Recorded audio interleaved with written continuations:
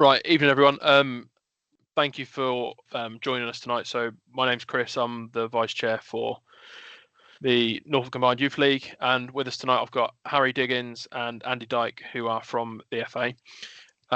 We're just going to talk you through the first of our 3v3 festivals, which is taking place next weekend, and just give you guys as coaches a bit of a run through on how these festivals will work, how 3v3 works, a little bit on the future of youth football, and sort of what to expect on the day and what you need to bring on the day along with your players and yourselves. So I'm going to hand over to Harry and Andy, who are going to take you through a couple of slides and a video. Brilliant. Thank you, Chris. Good evening, everyone, and thank you for your time this evening. We were saying this as we were coming on that we've picked probably not the best of nights, given that England are due to kick off in the next 15 minutes. So whether that's a incentive for us to all to get the presentation delivered short and sweet, and for questions to be kept to a minimum, I don't know. But what we will aim to do for you this evening is, as Chris has just said, take you through a little bit of the background as to why we've got to where we are, and that's partly through our Future Youth Football project. Explain why we're therefore winning and delivering 3v3 events, and what that's going to look like in the future. And then, as Chris said, some of the logistics around things. And what we'll do, all joking aside, is take you through the slides as one, and then we'll gather any questions at the end and make sure we do give plenty of time for any questions that anyone has.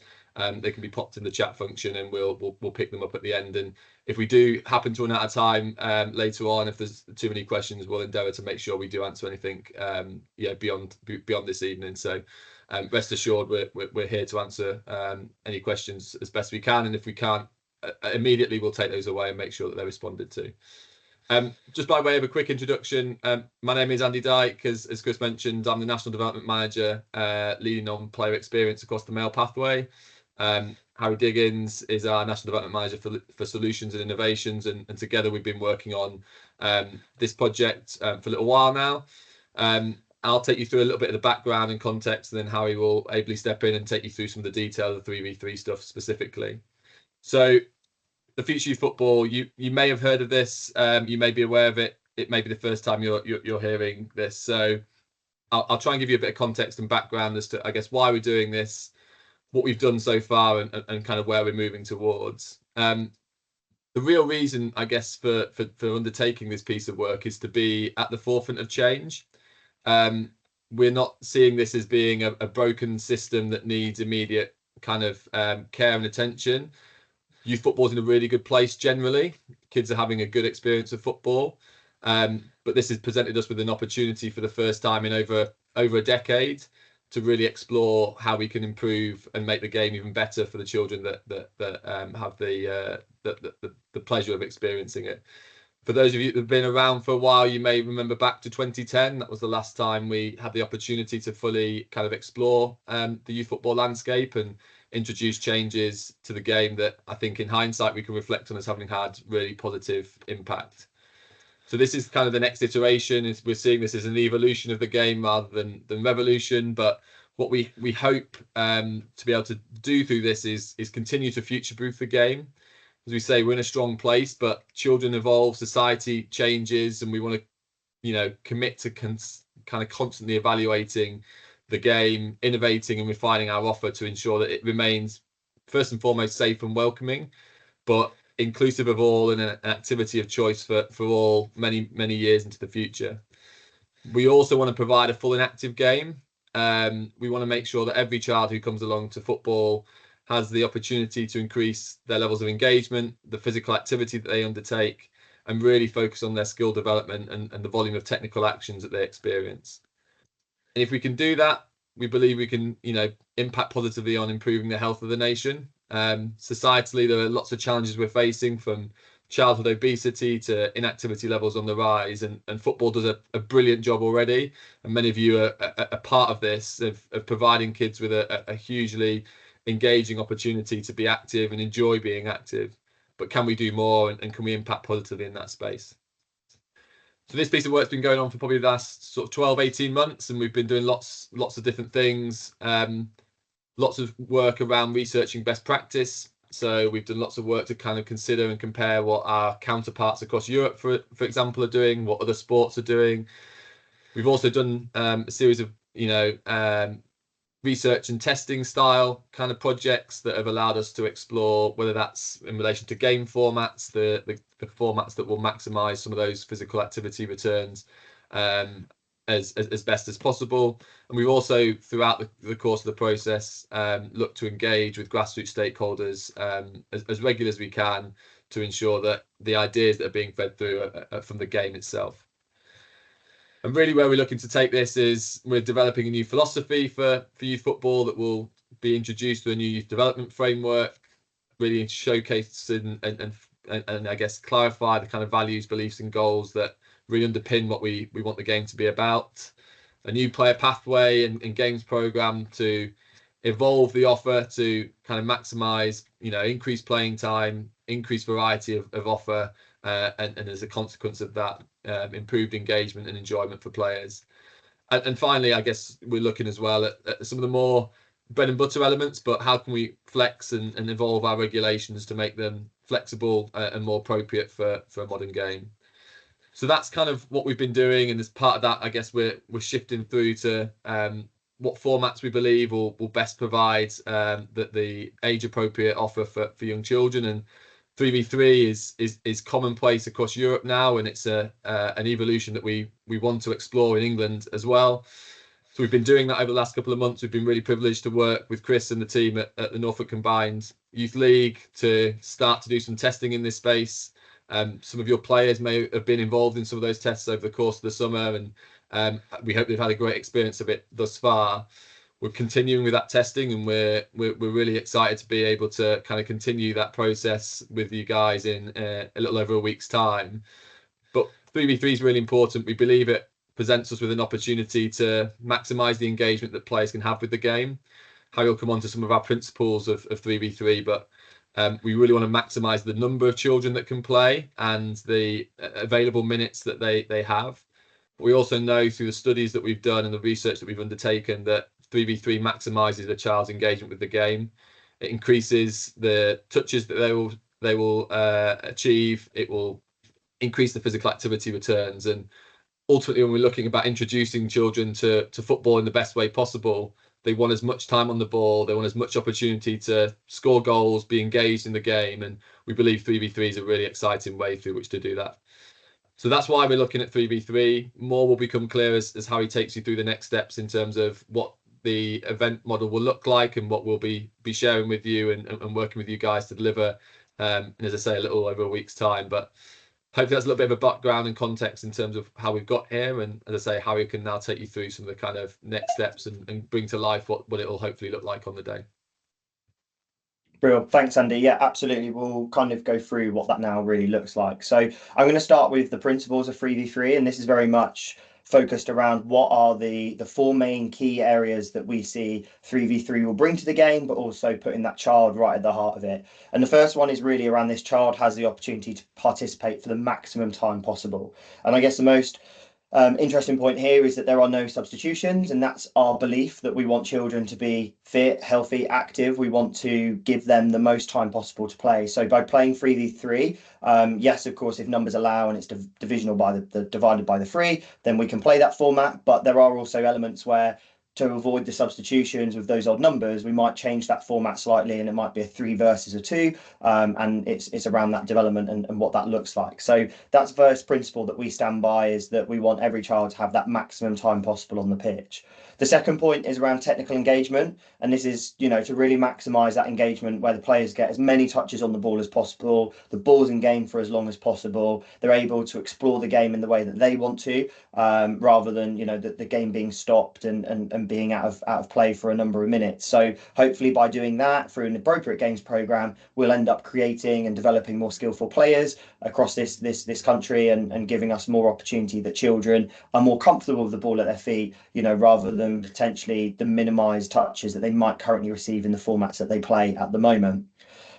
Really important when we start to look at 3v3 and the introduction at this youngest age group, and you'll be familiar with this. It's around actually how do we teach children to learn to play in a team and receive the best introduction to the game. And we're not saying they don't get a brilliant introduction now in the format and the climate that they currently play in. However, for us, we can see the benefits of playing 3v3, what that really looks like, and it will really enhance the opportunities to those young players to, again, maximise time on the pitch, maximise the ball at their feet. That will allow us to hopefully create and give them the best introduction, and it's something they really enjoy doing and really enjoy playing.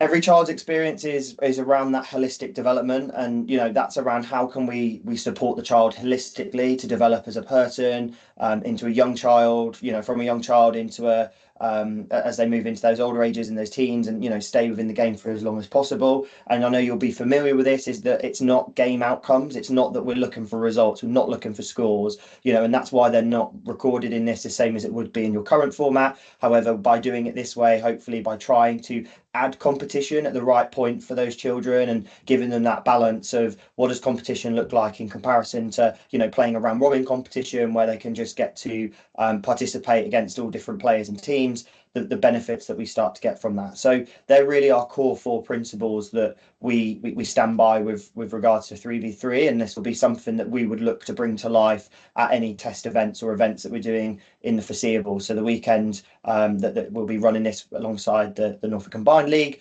these are the 4 principles that we'd be aiming for and looking to try and achieve throughout that day.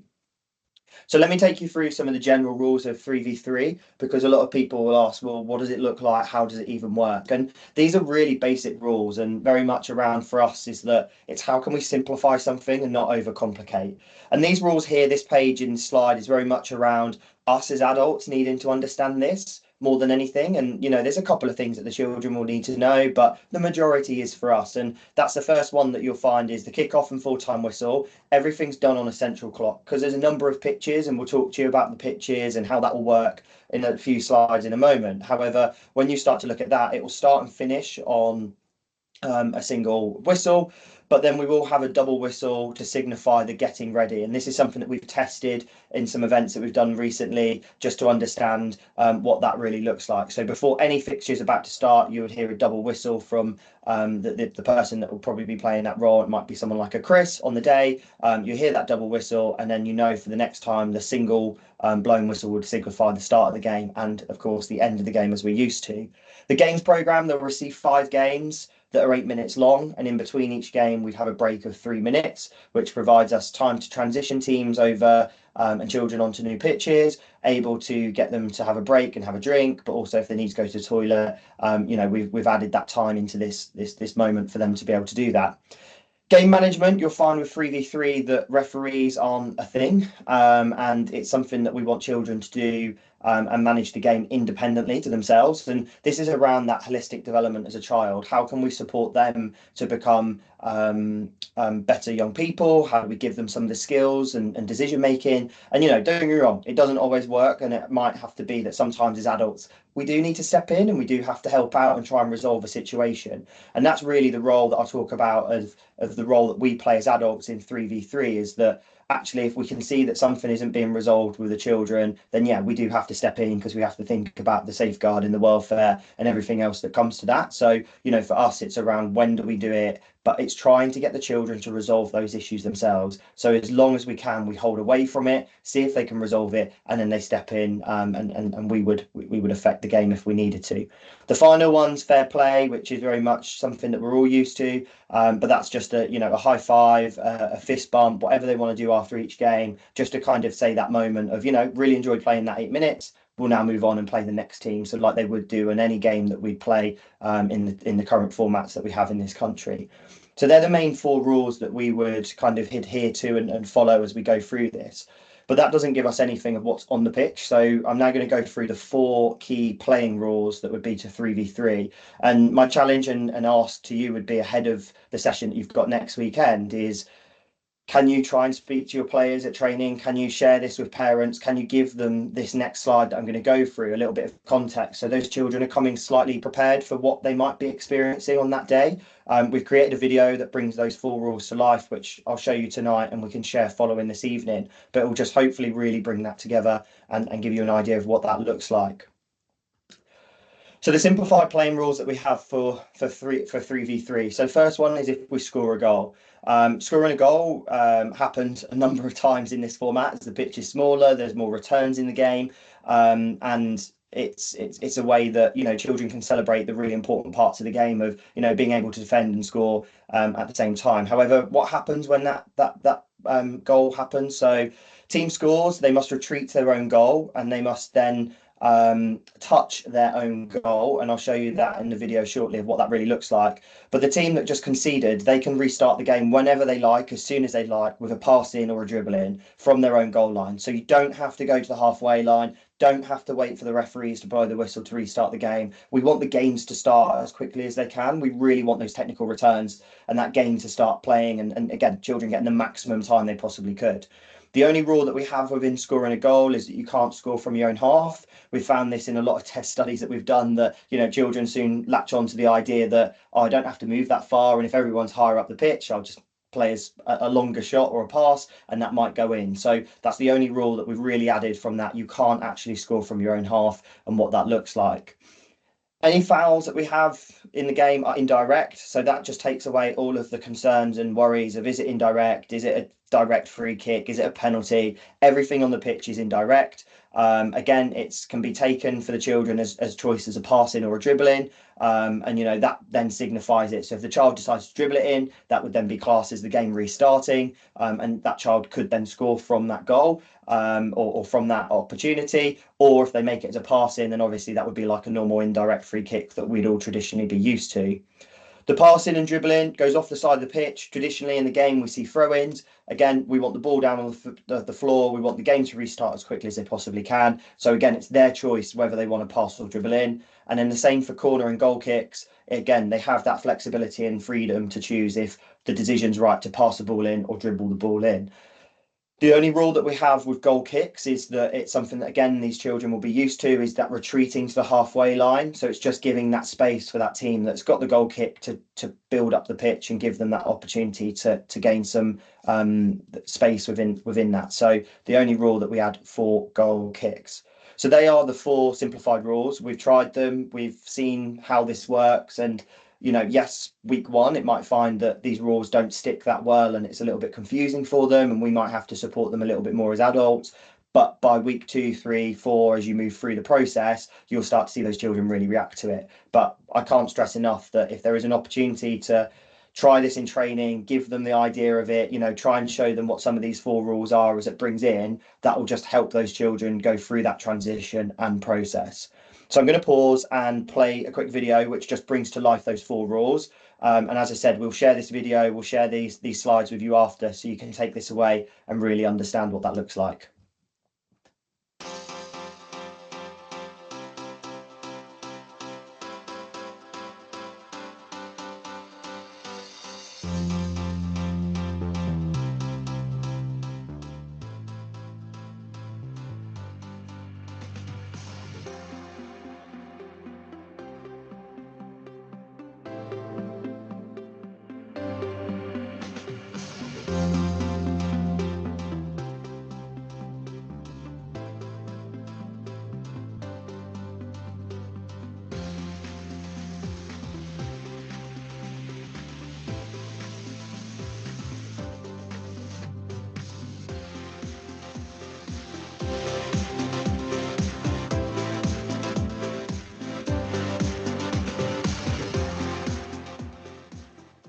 So hopefully that gives you a little flavour and a visual of exactly what those rules look like in action. And as you can see, a lot of the time, you know, children are making really positive decisions. And I think when you start to look at the passing and dribbling in particular, you know, the young lad that was on the ball made a really positive choice of, there was no option to make a pass in, there was no player available to play to, so they decided to dribble the ball in and get the game going. So, you know, for them it really allows that to happen. So again, as we start to see these rules come out and the way that they're played, that's something that, you know, we really want that flexibility and freedom for those young players.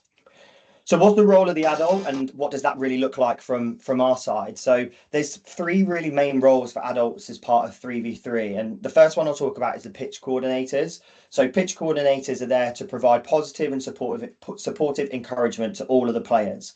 I think it's really important to understand that as a pitch coordinator or a pitch assistant, you won't be following your team round at every fixture. You won't be with your team and your 3 players all the time.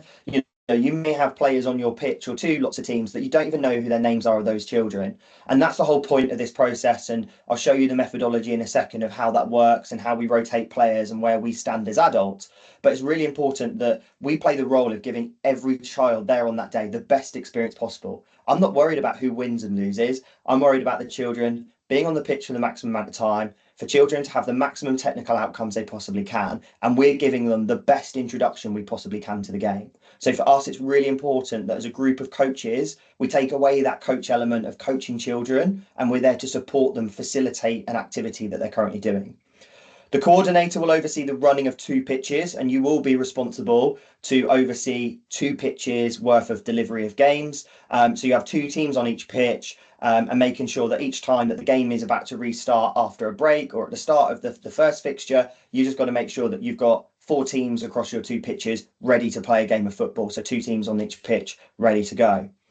Pitch assistants, you're there to support and maximise the playing time by keeping footballs nearby, supporting the game in rotations, and being available to help young people should they have any questions. But also as an assistant, you're there to provide support to that coordinator should any issues arise. And that's really important, that you are there to not stand on the pitch, stand next to, you are there to actually just step in if we need you, to make sure that we've got those safeguarding ratios. And it's really important from the methodology that we want to see is that we don't want a coach or an adult per pitch. We don't see that as the right process for us. But what we do see is the role that we can play and the positions we can stand around a 3v3 environment to make that the best experience possible. Role of spectators, we just want them to support and be positive again to all participants. We want them to be there. We want them to immerse themselves into the world of football, which I'm sure they do every single week. But it's really important that we make this really clear to them that it's not about the results driven, and it's really bringing out and living out these 3v3 principles and values. So as we go into the pitch setup, I'll talk more around pitch coordinator and pitch assistants, and then we'll give you the logistics of what we really require from yourselves for that. So pitch setup for the weekend that we'll be running the 3v3 event. So on one half of the pitch at the FDC on the Harrods Sport Arena, you will have 5 pitches, and they will be listed A, B, C, D and E. And then on the other half of the pitch, you have another 5 pitches, which are A, B, C, D and E. It's really important to make this as clear as we possibly can. If you're operating on the yellow pitches, you will never play anybody on that day on the blue pitches. So the idea of this is that we are trying to simplify the process of having a large number of children on a pitch. Usually in a 5v5 format, you're going to have 10 children in total on the pitch, a couple of subs potentially. This format, we're looking at 56 children plus potentially being around this environment and playing. Logistics of moving 56 kids is overwhelming, not just for me that's full-time in a coaching position, but for yourselves as volunteers. We can't put that stress and we can't put that challenge of being able to do those logistics onto the game. So depending on what half of the pitch you get associated to, you will only ever rotate and swap around those pitches, whether that's yellow or blue. So when we spoke about the pitch coordinators, the pitch leads, the individuals that will do that role for us in, making sure teams are ready, overseeing 2 pitches, your locations will very much be quite central. So you'll be positioned yourself on the inside of the pitches, and you'll be there. So the first person, if I use my laser pointer, this individual that will be our pitch lead, they'll look after A and B. Pitch will look after C, so they don't have an additional pitch because we're not using 6 pitches for this method. And then pitch here will be E and D. It's exactly the same on the other half of the pitch. They will just look after those pitches and be around to support where necessary. Then we look at pitch support, those assistant roles. Again, they will position themselves on the outside of the pitches, back to back, and will be there to support the 5 pitches in general should anything happen, and what that really looks like. What does it look like for rotation? So once we know where we're standing and how that works for us and we know our role, we just need to now understand what this player rotation looks like and how we can support them. So it's a really simple process that half of the teams will remain on the same pitch for the whole session.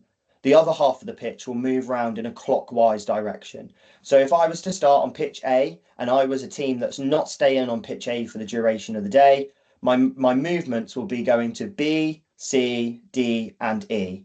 Alternatively, I might start on D in the blue area, and my next movement will be E, A, B, and C. That would be the rotation that my players would take. So the idea of this is to try and minimize that movement of children, confusion of what pitch should I be on, knowing where to go, where to be at the certain time that we need to do this. Very much will support you with that.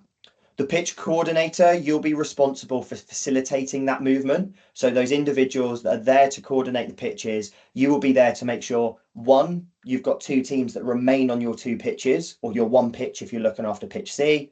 And then second point is that you've got a new team coming to join you that's following that clockwise direction movement that we're looking at. To support any confusion and help us out as if there are any issues, there will be a fixture card that will also be provided to each team to support that process. And that card will be there for the children to be able to use, but it's also there for us to use should we need to use it and step in to support when necessary. So that is the rotation, the pitch setup, the role that we play, and our simplified rules of 3v3. Let's move on to those logistics. I'll hand over to Chris just to go over the real event logistics for the date that we've got in a couple of weeks. And then we'll pause and allow for any questions, because I'm sure there may be some from yourselves that are on the call this evening. Chris, over to you. Yep. So we've got 2 sessions next weekend. So we've got, I believe, 7 teams in the first session and 6 in the second. We need you guys there for the first session between 9 o'clock and 9:20. That's with all your players and with your first aid kit. We don't need you as a team to bring any balls, cones, anything like that. You just need to bring your players. The players need to bring their water bottles and any medication like inhalers, etc., and ensure you've got your team first aid kit. So what it will look like on the day is that you can arrive to the FDC, come down to the pitch at the arena. Parents will go into the spectator stand. The hot and cold food area will be open if they want to get a drink or something to eat. The players and you guys come onto the pitch, and we will have a central area over by the dugouts where we will all meet and we will congregate until we are ready to start. At that point, me and Andy will start to get the teams into position. So we will be sending off groups of 3 to each pitch, and we'll also be sending you guys as coaches off into your various roles. Each team, so each mini team of 3, they will get a little plastic tray, and in that plastic tray they can put their water bottles, any inhalers or anything, and then their fixture card. They carry that caddy or tray around each pitch they go to. If they move, if they stay on the pitch, it sits behind their goal. It's just an easy way for us to store their items and things not go missing.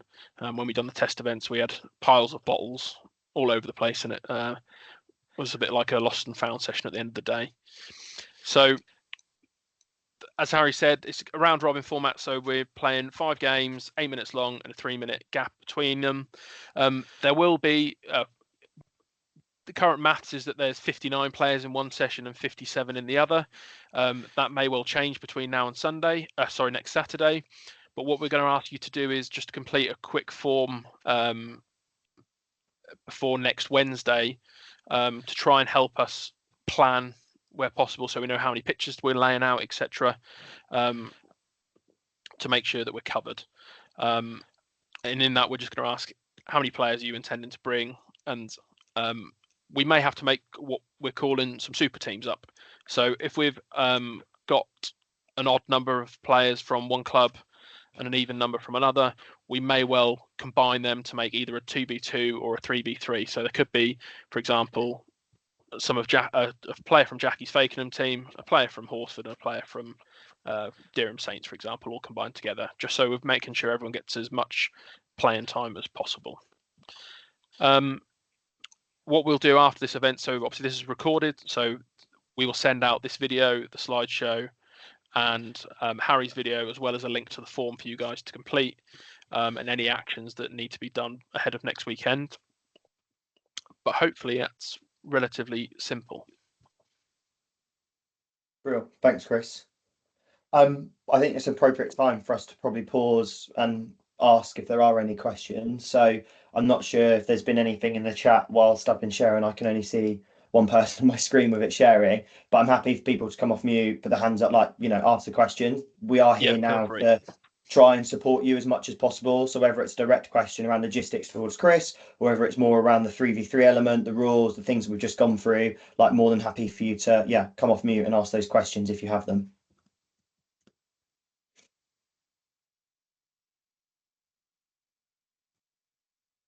So just, Harry, I've just got a question. It's Scott from Dear Sainted. So just my understanding is if we've got 10 players, we would submit 3 teams of 3. And the one that we've got, say, odd, if we have 10 that confirm, we would let you know that we've got this extra one.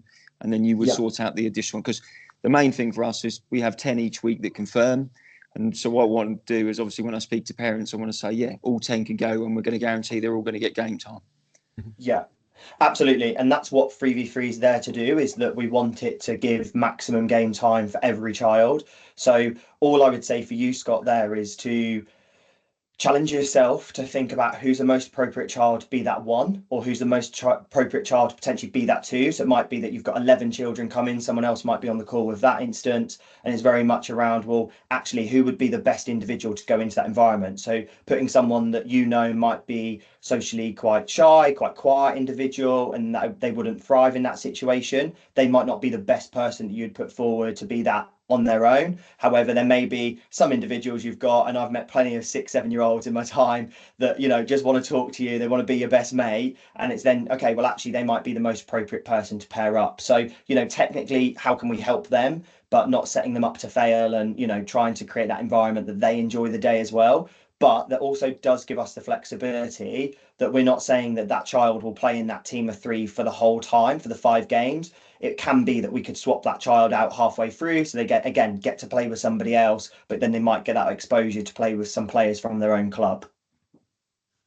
I think just building on that point as well, in the context of the 2v2 example, if you've got 8 players, it might be that we're looking for a couple to be your 2v2. Again, worth giving some thought about that ahead of time. Who are the most appropriate players to maybe act as that team of 2? Is that your potentially more developed players who you want to challenge that a little bit further? So give some thought to that. And again, to Harry's point, if we do have some 2s, which is likely given the numbers, it's not to say that we have to maintain that.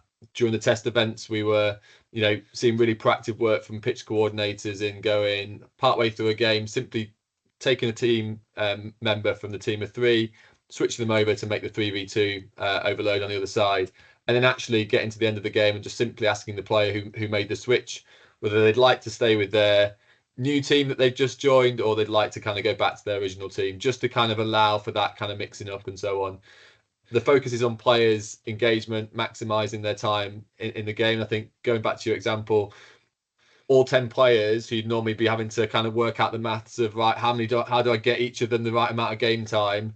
None of that worry kind of, week on Saturday. They'll all get maximum game time. They'll all get full 40 minutes of football, and will maximise their engagement with the game, which for us is hugely important, and hopefully for parents and those that are bringing them along is something that they're really happy to see as well. Thank you. No problem. Any other questions? Everyone's just keen to go and see if we scored against Greece yet, I think. Nearly did. Yeah, I was Thanks, Adrian. I was like, Greece someone's got an eye on it. Greece had one off the line. Andy Gunn, do you want to go first? Yeah, sorry. Andy Cossi, Falcons. Say we get an injury in the game on a 3v3, or a kid just wants to sit out for the remainder of that particular game. Does that team then continue as a 2, or do you bring in another player? How does that work? Exactly as you described. Sorry, go on, Andy.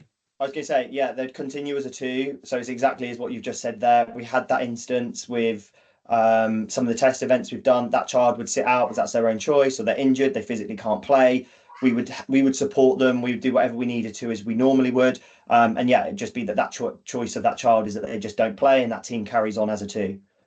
However, if it dropped down that they were a team of 2 and that went down to a team of 1, all we'd do is pull whoever's on the other team to play them. So, to try and even it out to make that a 2v2. It's just using common sense, I think, with this methodology. Yeah. It's not overcomplicating it. It's not hard. It's just being there to give, again, every child the best experience we possibly can.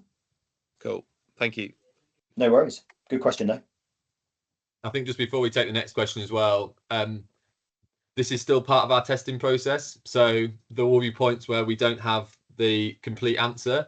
And that's why we're really welcoming of the opportunity to be working with the league and with yourselves, upcoming to continue to test this, to continue to refine it. So there may be things that happen, week on Saturday that we haven't experienced yet. And that'll be a really important process for us to go through to continue that learning. So yeah, we're all part of the testing process. There'll be things that you'll see that hopefully you'll really like about what we're doing. We're really keen to get your feedback on the entirety of what we're doing once you've experienced it and engaged with it. And yeah, there'll be ideas that you guys will bring to the table that will take us on that next step to improving further the kind of model that we're developing. We've seen that in the test events already. So yeah, flag things, but also don't be afraid of, sharing your ideas and thoughts because we don't own all the good ideas. Most of them are with you guys. You're the ones that are doing this week in, week out. So yeah, please kind of embrace that spirit of, this is us kind of working together to try and eventually come out of this with a model that is the best we can provide for kids in the future. Cool. Dean, do you want to go next, mate? Yeah, hi, I'm from a Lake and Heath youth team. Is there a chance, because we're likely to bring 10 as well, is there a chance that we could all play ourselves as such? So, if you know what I'm saying? Like so, if my three can play themselves and then another three, if there's too many players for my team. Yeah, so I guess what you're suggesting is, can the fixtures be such that your players will play against their teammates? Yeah, that's what I'm trying to say. Yeah.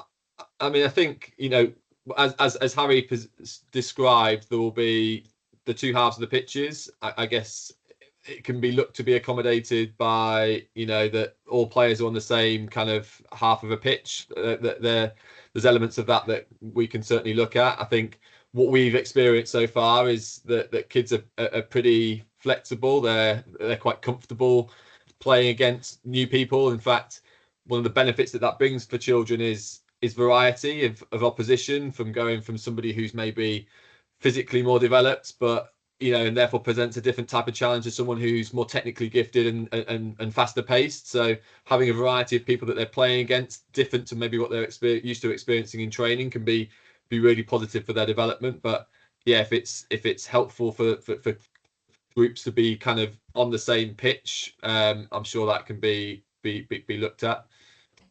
Yeah, that's fine. Yeah, and they're all going to get the same amount of game time. There's no one that's going to miss out as such. And if we pick certain threes, we can then mix those threes up later on. They've all got to stay in their threes once they're picked, have they? Once they're in a three, it's much easier if they stay within that three.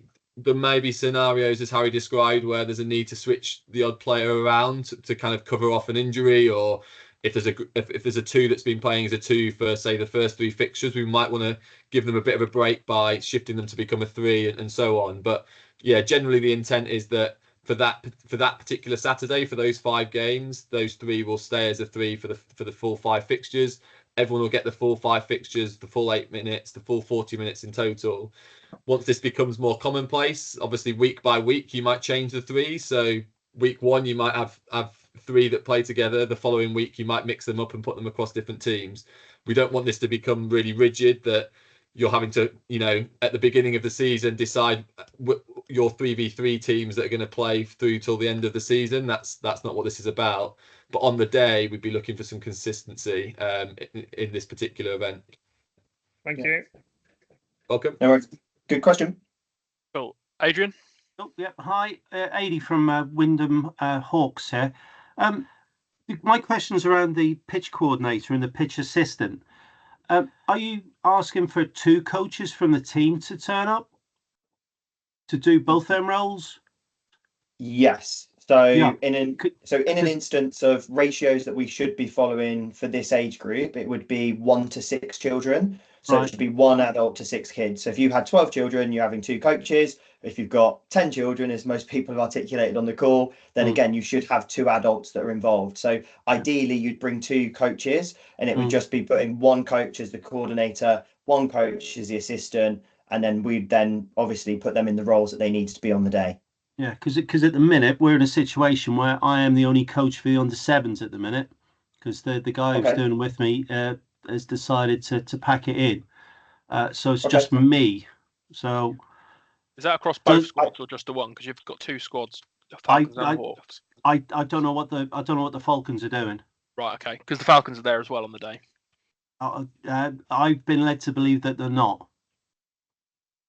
So I don't know whether that's been told to you guys. No, not yet, but No. I'll address that with Mark if I need to. Yeah, I'm sure. Well, that's what I've heard anyway. But I mean, I'm willing to. Obviously, my guys are willing to play football any time of day, noon or night, anywhere. But yeah, so I'll I'm sure AD there'll be a sufficient number of adults to be able Yeah. to cover those positions and support on this occasion. Okay. I guess that it's more when you start going at the larger scale, more pitches, you need more children, you need more adults to oversee that support. In Yeah. the model that we'll be delivering in a week Saturday, we actually probably will have more coaches across all the teams that are attending than what we probably need. So yeah, Okay. we should be in more of a luxury situation next time than we Yeah. would be maybe when we get to that national rollout. But it's just the practice that we're following as we go through this process, is that when we go out to the wider footballing community across this country, then that's where we just need to make sure that safeguarding ratios of that 1 to 6 Yeah, is yeah. being covered, hence why the question of 2 adults. So we'll be fine for this one, AD, not a problem at all. Okay, that's fine. Thank you ever so much. Thanks for letting us know. No Thank you. worries. All right, cheers. Any further questions from anybody else? I think No question is silly. no, and just a quick flag whilst anyone's thinking of any final questions. If numbers do change on the day, I guess the flag from us is there's a flexible model there that we will shift. So if, for example, you let Chris know that you actually want to bring an extra few players, and we actually have more than 60, for example, we can go and add an extra pitch. But on the flip side, if a team isn't able to make it, then we will act accordingly and shift things around. The model's flexible. We've given you a flavour of our intentioned kind of structure and setup for the day as things stand on the numbers. But if on the day actually we've got 4 pitches or 6 pitches, we'll still follow the same structure of cycling around, having that rotation, having pitch coordinators and pitch assistants. It will just be scaled slightly differently. So I guess it's a simplified, flexible model, but just as a heads up, it may look different depending upon the numbers, and we will make that call on the day very quickly. That, as I say, it's flexible enough to kind of move as it needs to, but yeah, we will deal with anything that kind of gets thrown our way in that respect. Cool. All right. Thank you very much, everyone. Like I said, I'll get this clipped up, and Harry will get the slides over to me with the video, and I'll get this emailed out to you hopefully tonight, along with the link to just a survey, so we can get the details confirmed up, ready for next Wednesday. Adrian? Sorry, yeah, me again. Just about the email, I didn't get the original email because my surname was spelt with only 1 C. Okay, if you can get So- Mark to check the league website to ensure your contact details are correct, I'll take it off of there. Okay, I will do that then. Thank you. Chris, I was just going to say, just from our perspective, like, I get this might come across as quite overwhelming doing something like this. This is very different to what we're potentially traditionally used to in the formats that you currently play. And I think it's embracing this journey that we're going on. And as Andy's already alluded to, this is all about feedback. This is a pilot testing event for us to gather as much as we like. So look, from what you experience, the good, the bad, the ugly, I certainly have all ears open to hear it, and I won't take anything personally or be offended by the negatives or even some of the positives. But we really want to make sure this is right, and you're really helping us with it. So we really appreciate all the efforts that you'll go to with it. But Andy and Chris will be there on the day to support you with the actual running of it. So if there are any questions in the lead up, I guess, to next Saturday, please flag them with Chris or Andy or myself, and we'd be more than happy to try and reassure you, support you, and we'll be there to take you on this journey. We don't expect you to be 3v3 experts by the end of that Saturday, or certainly by the end of this briefing tonight. So yeah, please do flag or ask questions if you have them, but we do definitely really appreciate the efforts that you go into and the support that you'll be providing us for this project that we're doing at the moment. Yeah, like this is the first of 5, so obviously there's 2 before Christmas, 3 after Christmas, and we will give a bit of variety in terms of which clubs are in which sessions over the next 5, and yeah, we will, like I said, I'll get everything out to you hopefully by the end of tonight, and then if you can get your responses back to me by next Wednesday, that'd really help just for getting some resources created and whatnot. And if you guys can make sure you do your best to show some of the clips that Harry's shown already to your players and to your parents as well, that'd be really, really helpful. For sure. Okay, right. Thanks a lot, everyone. And I will end it there. Thank you very much for your time. Thanks, everyone. Thanks all. Really appreciate that. That's one. Thank you.